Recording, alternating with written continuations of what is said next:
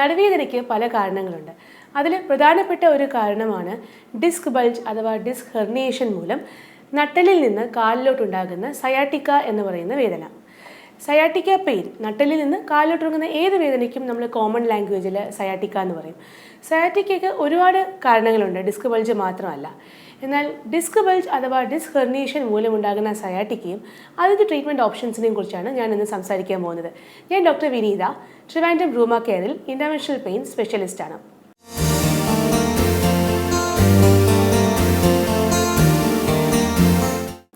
എങ്ങനെയാണ് ഈ സയാറ്റിക്ക ഉണ്ടാകുന്നത്?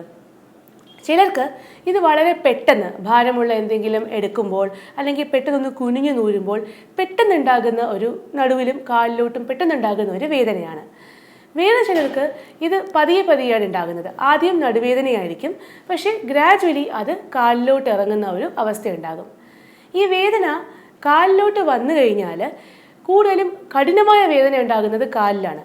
പലർക്കും ആ സമയത്ത് നടുവേദന ചിലപ്പോൾ ഉണ്ടാകണം എന്ന് തന്നെയില്ല. കാലിലേക്ക് വേദന മാത്രമല്ല, തരിപ്പ്, പെരുപ്പ്, മരവിപ്പ് അങ്ങനെയുള്ള ലക്ഷണങ്ങളും കണ്ടുവരാറുണ്ട്. ഈ വേദന ഒരു ലൈൻ പോലെയാണ് ഈ കാലിലോട്ട് ഇറങ്ങുന്നത്. ഒന്നുകിൽ നമ്മുടെ തുടയുടെ സൈഡിലൂടെ പാദത്തിൻ്റെ മുകളിൽ വരെ, അല്ലെങ്കിൽ തുടയുടെ പുറകിലൂടെ പോയി പാദത്തിൻ്റെ അടിഭാഗം വരെ ഒരു ലൈൻ പോലെ പോകുന്ന ഒരു വേദനയായിട്ടാണ് ഇത് വരുന്നത്. പൊതുവേ റെസ്റ്റ് എടുക്കുമ്പോൾ, കിടക്കുമ്പോൾ പേഷ്യൻസിന് വലിയൊരു വേദന ഉണ്ടാകില്ല. എന്നാൽ കൂടുതൽ നേരം ഇരിക്കുമ്പോൾ, നിൽക്കുമ്പോൾ, നടക്കുമ്പോഴൊക്കെയാണ് ഈ സയാറ്റിക്കയുടെ പെയിൻ കൂടുന്നത്. അപ്പോൾ മിക്ക രോഗികൾക്കും ഇതൊക്കെയാണ് രോഗലക്ഷണങ്ങൾ. എന്നാൽ ചിലർക്ക് കാലിൻ്റെ വീക്ക്നെസ് അഥവാ തളർച്ച ഉണ്ടാകാം. അതുപോലെ മൂത്രം പോകുന്നതിലും മലം പോകുന്നതിലും ഒക്കെ ഉള്ള ക്രമക്കേടുകൾ വരാം. ഇതിനെയാണ് നമ്മൾ ഈ സയാറ്റിക്കയിലെ റെഡ് ഫ്ലാഗ്സ് അല്ലെങ്കിൽ ഡേഞ്ചർ സൈൻസ് എന്ന് പറയുന്നത്. അത്തരം ലക്ഷണങ്ങൾ ഉണ്ടെങ്കിൽ എത്രയും പെട്ടെന്ന് ഡോക്ടറിനെ കാണുകയും പലപ്പോഴും എമർജൻസി സർജറി ചെയ്യേണ്ടി വരുന്ന ഒരു സിറ്റുവേഷൻ ഉണ്ടാകാറുണ്ട്. പക്ഷേ അത് കുറച്ച് പേഷ്യൻസിന് മാത്രം. ഒട്ടുമിക്ക പേഷ്യൻസിനും അവരുടെ പ്രധാന ലക്ഷണം അല്ലെങ്കിൽ ബുദ്ധിമുട്ട് എന്ന് പറയുന്നത് വേദനയാണ്. അപ്പോൾ എന്താണ് നമുക്ക് ഈ സയാറ്റിക്ക പെയിനിന് വേണ്ടി ചെയ്യാൻ സാധിക്കുന്നത്?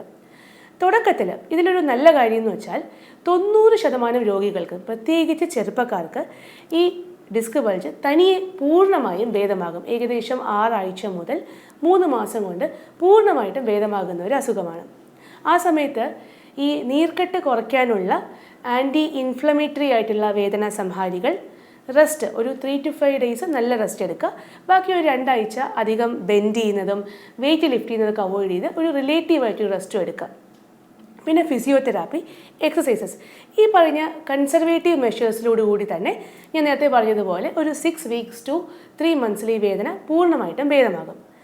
ചുരുക്കം ചില പേഷ്യൻസിന് അതികഠിനമായ വേദനയാണ്. ഈ പറയുന്ന കൺസർവേറ്റീവ് മെഷേഴ്സ് ഒക്കെ ചെയ്തിട്ടും ഒരു 6 weeks to 3 months ആയിട്ടും വേദന മാറിയില്ല എന്നുണ്ടെങ്കിൽ ചുരുക്കം ചില പേഷ്യൻസിന് സർജറി വേണ്ടി വരും.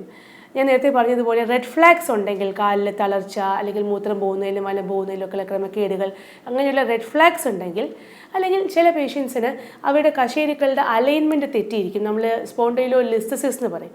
അപ്പോൾ അത്തരം പേഷ്യൻസിന് തീർച്ചയായിട്ടും സർജറി തന്നെ വേണം.